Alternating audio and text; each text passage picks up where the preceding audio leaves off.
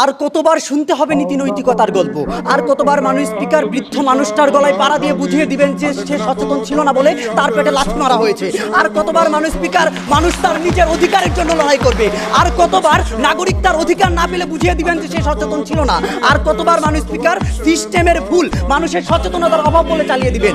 এই সচেতনতার অভাব দেখিয়ে দেশকে লুটতে দিবেন সিস্টেমে বসে থাকা হাইনাদের। মানুষ স্পিকার আর কতবার টেবিলের নিচ দিয়ে লাল খামটা না দিলে উপর দিয়ে নীল পাই আসবে না? মানুষ স্পিকার এই ব্যাংক এই সিস্টেমে কেন একটা ব্যাংক এত টাকা ঋণ দেয় যে সালমান এফ রহমান জন্মগ্রহণ করতে পারে আমাদের সিস্টেমে? কেন আজকে সালমান এফ রহমান ব্যাংক থেকে 36,000 কোটি টাকা নিতে পারে? 3 বছরে প্রকাশ্যে 6,600 কোটি টাকা, অপ্রকাশ্যে 20,000 কোটি টাকা আত্মসাৎ করে অর্থ প্রচার করে আমার দেশে ডলার ক্রাইসিস দেখা দেয়। সাধারণ মানুষ আর টিকতে পারে না। মানুষ স্পিকার আর কতদিন আবেদ আলী জন্মগ্রহণ করবে? আর কতদিন মানুষ স্পিকার বেনজির জন্মগ্রহণ করবে? এই যে তারা বলছে আজকে লাল মিয়া ধলা মিয়া হয়ে যাচ্ছে, আজকে এই সিস্টেমে কেন ধলা মিয়া তৈরি হওয়ার প্রসেস আছে সেটাই আমরা জানতে চাই। মানুষ স্পিকার আজকে বেনজিরের কথা বলছে, আমাদের তাদের কাছে প্রশ্ন, এই বেনজিরটাকে তৈরি করলো কে?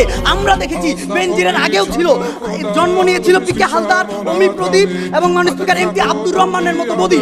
যতদিন পর্যন্ত আপনি কে করেছে দুর্নীতি সেটাই করে থাকবেন, ততদিন পর্যন্ত দুর্নীতি চলবে। যখন আপনি কিভাবে করেছে সেটা বন্ধ করবেন, ঠিক তখনই আমরা দুর্নীতি দমন করতে পারবো। মানুষ স্পিকার ঠিক সেই জায়গায় শুরু করছি আমাদের ভঙ্গুর সিস্টেমটাকে সামনে রেখে। মানুষ স্পিকার আজকে সরকারি দলের কাছে 3টি মাত্র প্রশ্ন দিয়ে শুরু করতে চাই। প্রথমত, আর কতদিন লাগবে ব্যক্তি সচেতন করে দুর্নীতি কমাতে? দ্বিতীয়ত, কিভাবে সিস্টেমকে আপনি ভঙ্গুর সিস্টেমকে শক্তিশালী না করে আপনি ব্যক্তি সচেতনতা বাড়াবেন? তৃতীয়ত, কোন সিস্টেম কেন সিস্টেম একটা মানুষকে এত ক্ষমতা দেয় যে সে দুর্নীতি করতে পারে? মানুষ স্পিকার এই বর্তমান বাংলাদেশে দুর্নীতির এমন এক পর্যায়ে আছি যেখানে রিলিফের কম্বল থেকে শুরু করে মানুষ স্পিকার ছাগল চুরি, তারপর মানুষ স্পিকার ভোট দিয়ে রিচার্জ পর্যন্ত চুরি হচ্ছে। মানুষ স্পিকার বহির্বিশ্বে কেন ডেনমার্ক, নিউজিল্যান্ড, ফিনল্যান্ডে দুর্নীতি হচ্ছে না? যখন গ্লোবাল কর্পোরেশন ব্যারোমিটার বলে ডেনমার্কে ঘুষ দেওয়া নেওয়ার সিস্টেমটাই তাদের মধ্যে নাই, সেই জায়গায় আমরা বলতে চাই আপনি ভঙ্গুর সিস্টেমটাকে যখন ঠিক করবেন, যখন প্রাতিষ্ঠানিক নজরদারিতে আপনার সিস্টেমে আসবে, তখন আর আপনি দুর্নীতি করবেন না। মানুষ স্পিকার সেই জায়গায় আজকে দুর্নীতি কমাতে আমাদের বহুমুখী কার্যক্রম বাস্তবায়ন করতে হবে।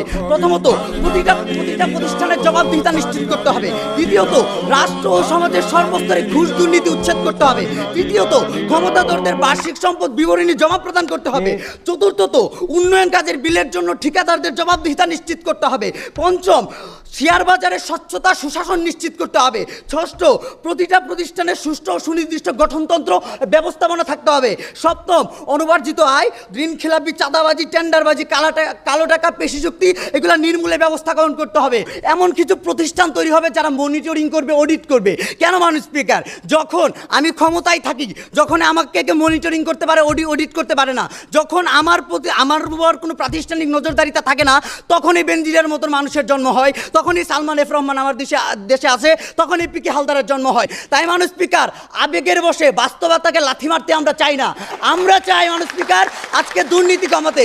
তাই আপনার ব্যক্তিরা কবে সচেতন হবে আর কবে এই হাইনারা আমার দেশকে লুটে থাকবে?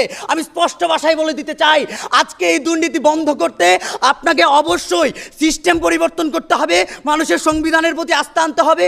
যেই জন্য ব্যক্তি সচেতনতার অপেক্ষা না করে আপনি যখন সিস্টেমকে কঠোর করবেন, তখনই আপনার দুর্নীতি দমন করা সম্ভব। ধন্যবাদ।